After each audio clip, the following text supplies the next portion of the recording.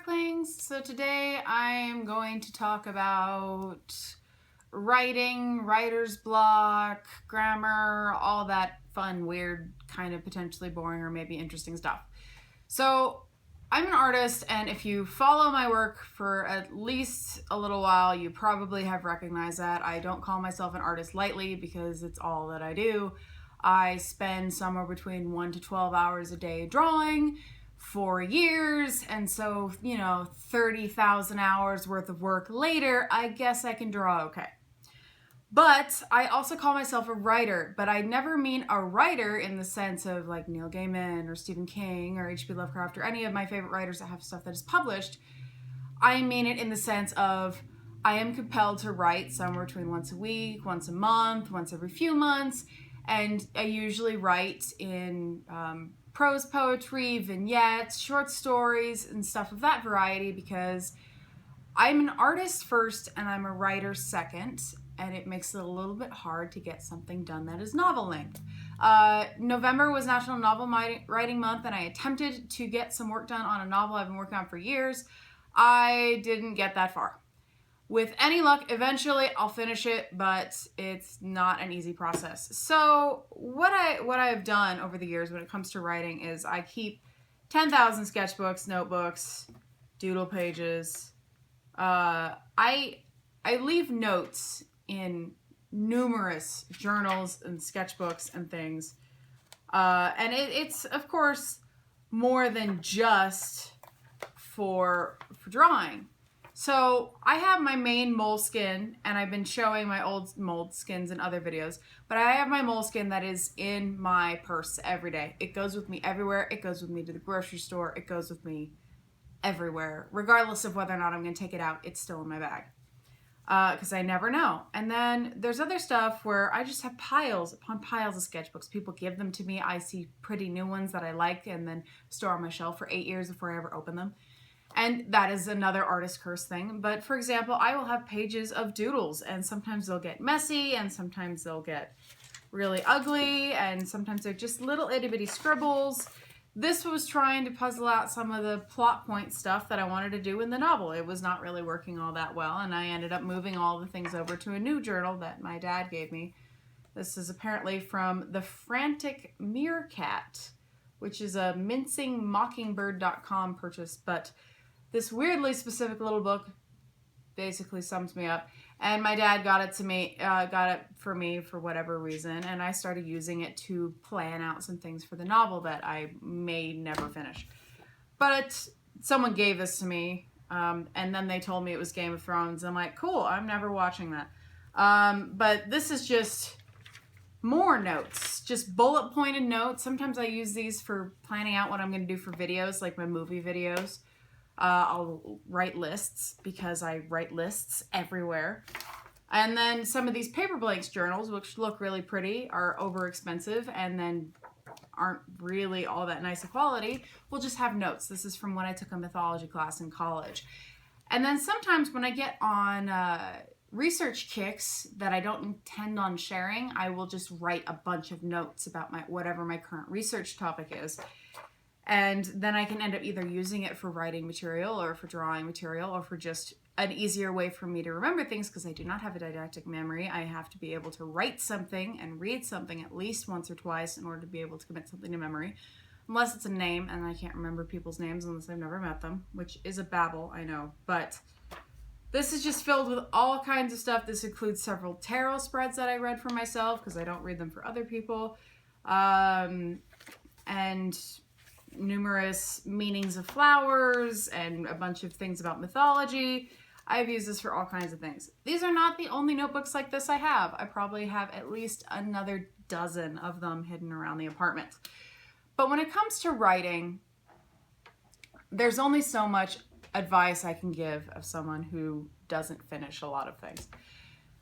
And the biggest thing that I can offer for advice when it comes to writing is the same advice that every fucking writer will tell you, which is read. Read a lot. And it's not just to steal someone else's ideas. because everything's kind of been done before. It's really just you having enough basis to draw inspiration from. Because if you steal a tiny bit from 50 things and make it your own, then it's not really even stealing. You're just expanding horizons. But the other thing for me is seeing how other people write, seeing how people narrate. So you can do first person, you can do third person omnipotent, you can do third person limited, all stuff that they taught you in English classes in 8th grade that you probably didn't listen to. And there are various ways in which to approach a narration. For example, this is the 7th in the Dresden Files. I've been reading these nonstop for a month, and this is from a first-person type of view. And it's basically detective fiction mixed with the supernatural, which is one of the reasons why I was avoiding reading it for so long, because I knew that once I started reading it, I wouldn't be able to stop. And Jim Butcher's writing for this series, anyway, I don't have interest in his other series on the Dresden Files, is very approachable. It's first person. You are along for the same ride that the title character is. And for some other books, you are along from the outsider's perspective of the narrator or the suggested narrator, if that makes sense. I've talked about Holly Black a lot. Her writing has really heavily influenced me, especially her modern fairy tale series. And that third person omnipotent writing is very appealing to me because sometimes I struggle with first person narration because it seems like you just say I or me just too much and it makes it hard. I don't know. But another thing is I don't claim to be brilliant at grammar or brilliant at writing by any stretch of the imagination, but I was, one, raised by a mother who was an editor for years and also sometimes a writer who would correct my grammar all the time, which then passed on to me, and whether I want to do it or not, I will correct people's grammar on occasion. But in addition to that, reading a lot, you start picking up a bunch of the technical blah blah blahs of grammar so that you don't have to try as hard to understand it. The more you read, the more likely you are to have correct grammar. And there are some things I'm very fussy about, very pedantic about.